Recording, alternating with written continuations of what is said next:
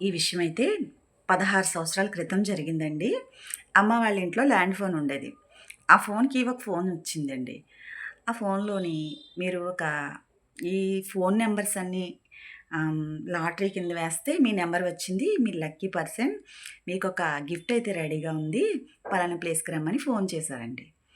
Gift అనగానే ఆనందం కదా! ఏదో ఫ్రిడ్జో, టీవీయో ఏదో ఊహించుకుని పెద్ద గిఫ్టే తగిలింది. ఫోన్ చేసి చెప్పారు కదా!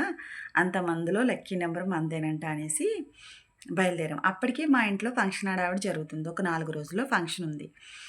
అయినప్పటికీ కూడా మా వారు నేనును బయలుదేరాం. నేనైతే వదిలిపెట్టలేదు వెళ్దామని.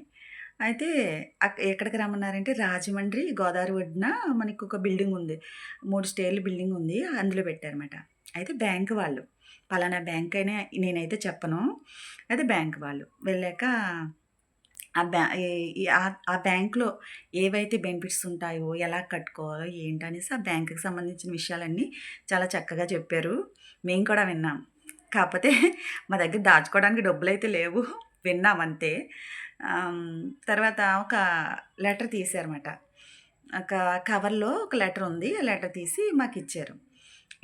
ఆ లెటర్‌లో ఏముందంటే సంవత్సరం లోపు మనం గనక యాక్సిడెంట్ అయ్యి కాలు విరిగినా, చెయ్యి విరిగినా మనకి ₹1,00,000 వాళ్ళిస్తారని రాసుంది.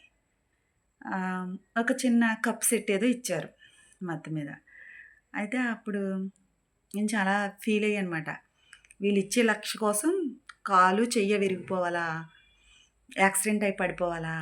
అనేసి ఆలోచించాను. అనిపిచ్చింది. నా నా థింకింగ్ అంతవరకే కదా! అలా అనిపిచ్చింది. అయిపోయింది. కొన్ని నెలల క్రితం మా రిలేటివ్స్‌లోనే నాకు బ్రదర్ అవుతారాయన. ఆయనకి అనారోగ్యం పాలై చనిపోయారండి. అయితే చాలా ట్రై చేశారండి. అన్ని విధాలా ప్రయత్నించారు. అయితే మధ్య తరగతి ఫ్యామిలీలో ఒక యజమాని లేకపోతే ఎలా ఉంటుందండి? చిన్న చిన్న పిల్లలు. ఆ పిల్లల భవిష్యత్తు ఎలాగా? ఏంటి? అని ఆలోచించినప్పుడు అప్పుడు అనిపించిందండి నాకు. అప్పుడు ఫాల్సీ విలువ తెలిసింది.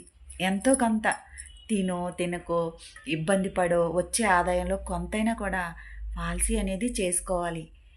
మన మనం ఉన్నా లేకపోయినా మన కుటుంబానికి ఉపయోగపడుతుందది.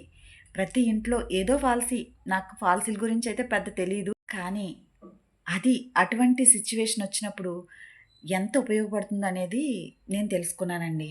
అందుకే మిమ్మల్ని కూడా ఏదో ఒకటి మీ ఫ్యామిలీ కోసం మీరు చేయమని చెప్తున్నా. ఈ విషయాలన్నీ విని మీకేమనిపించిందో కామెంట్‌లో పెట్టండి. ఒకసారి మీ ఫ్యామిలీ గురించి కూడా మీరు కూడా ఆలోచిస్తారని ఈ వీడియో.